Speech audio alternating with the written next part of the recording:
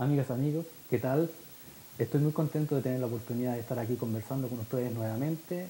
Hoy tenemos la oportunidad de conversar con Ricardo Rey. Él es doctor en psicología y nos va a hablar, disculpen, de un tema que es sumamente interesante y que me parece realmente relevante, especialmente por las implicancias que pueden tener, y en este caso es la adherencia a enfermedades crónicas.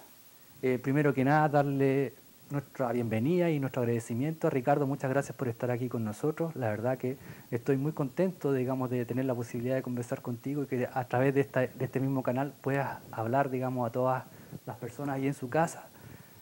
Gracias. Y para comenzar, ¿qué significa esto de adherencia a los tratamientos de enfermedades crónicas? Bueno, Eduardo, cuando me invitaste, digamos, me pareció interesante el poder hablar de este tema, porque justamente es un tema muy relevante en términos del cuidado de las enfermedades ahora, cuando hablamos de enfermedades crónicas. Cuando hablamos de enfermedades, en general las personas se imaginan una serie de cosas. Están los resfríos, están las apendicitis, digamos, todo eso. Pero hay una categoría de enfermedades que es más reciente, de más reciente aparición, de la última mitad del siglo pasado, digamos, siglo XXI, que se han denominado enfermedades crónicas, que tienen la característica de que una vez que aparecen van a acompañar a la persona durante toda su vida. No va a ser enfermedades como un resfrío, que uno se toma unos medicamentos y el resfrío disminuye los síntomas y desaparece. O una apendicitis, digamos, que va a ir y el médico lo va a operar, va a sacar el apéndice y la persona se va a curar de eso. En el caso de la enfermedad crónica es una enfermedad que no tiene una curación y es una dolencia más bien que acompaña a la persona durante todo el resto de su vida. Y por eso es importante, mayormente, digamos que en el otro caso de enfermedades, el tema de la adherencia al tratamiento, los cuidados que la persona debe tener para mantener una buena salud. Entiendo. ¿Cuáles serían estas enfermedades, básicamente?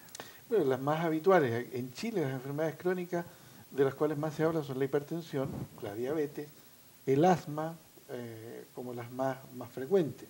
Hipertensión y diabetes son a las cuales se le dedica mayor atención porque son enfermedades ligadas al tema de lo cardiovascular.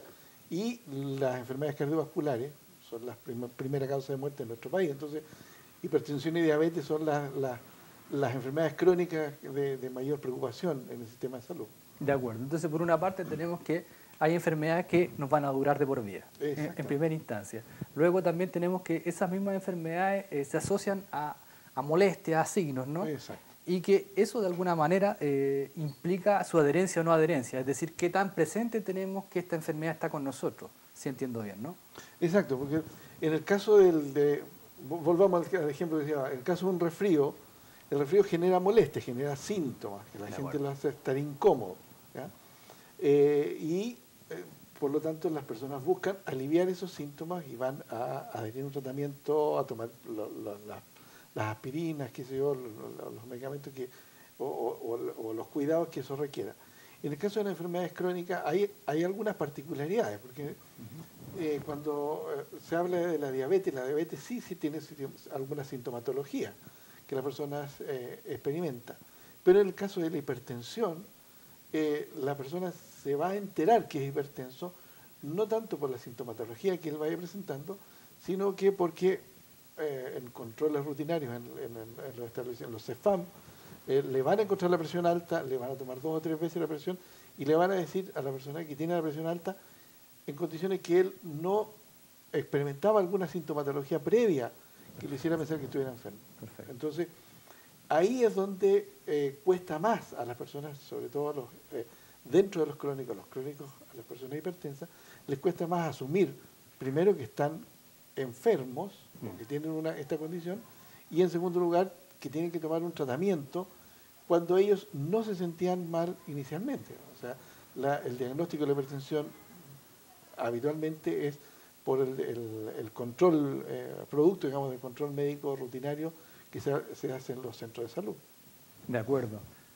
Por lo tanto, entonces, eso dificulta la adherencia al tratamiento. Exacto, dificulta porque a la persona no le cuesta más asumir que está enfermo. O sea el médico, la enfermera, el médico le dice, que está en la condición de hipertenso, y él, bueno, no lo duda, él probablemente cree que lo que el médico le dice, y empieza a tomar el medicamento o a hacer el ejercicio o a modificar la dieta tal como le han indicado. Ujú. ¿Ya? Pero después de unos 2 meses, unos 3 meses, unos 4 meses, la persona que ha seguido estas indicaciones y que probablemente no ha tenido sintomatología que le permite decir, bueno, ahora estoy hipertenso, con presión está alta, o a veces sienten, digamos, asocian, empiezan a buscar los dolores de cabeza asociados con la presión alta, o sienten que le late muy fuerte el corazón, o de repente que se le pone sienten estas sensaciones de calor, y dicen, bueno, ahora tengo la presión alta. Pero lo que se ha descubierto en los estudios es que todos esos síntomas en Ujú. realidad no están asociados con momentos en que haya alza de presión. Son sintomatología que la persona experimenta, pero no tienen que ver con la presión. Por eso se le llama a la hipertensión el asesino silencioso, porque Claro. efectivamente no tiene sintomatología.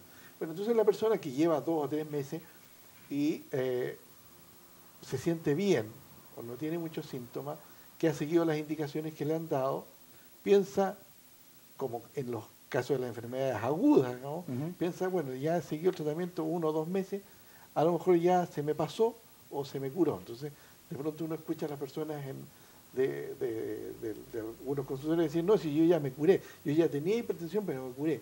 Pero no tiene la conciencia que la hipertensión no es una condición de la cual él se va a mejorar, digamos, sino es una condición que le va a acompañar el resto de su vida y que va a requerir que este tratamiento no lo haga por 1 o 2 meses, sino que lo haga por el resto de su vida, ¿no? Y que se siga controlando por el resto de su vida. Absolutamente. La verdad que me parece súper relevante y muy importante lo que tú nos estás comentando porque tiene que ver con un evento más o menos normal que nos pasa a todos, que es básicamente, bueno, si yo no me siento mal, entonces yo no estoy enfermo, existe la Exacto, posibilidad de que quizás estoy curado y por lo tanto puedo dejar a media un tratamiento que puede ser una brecha entre la vida y la muerte, ¿no?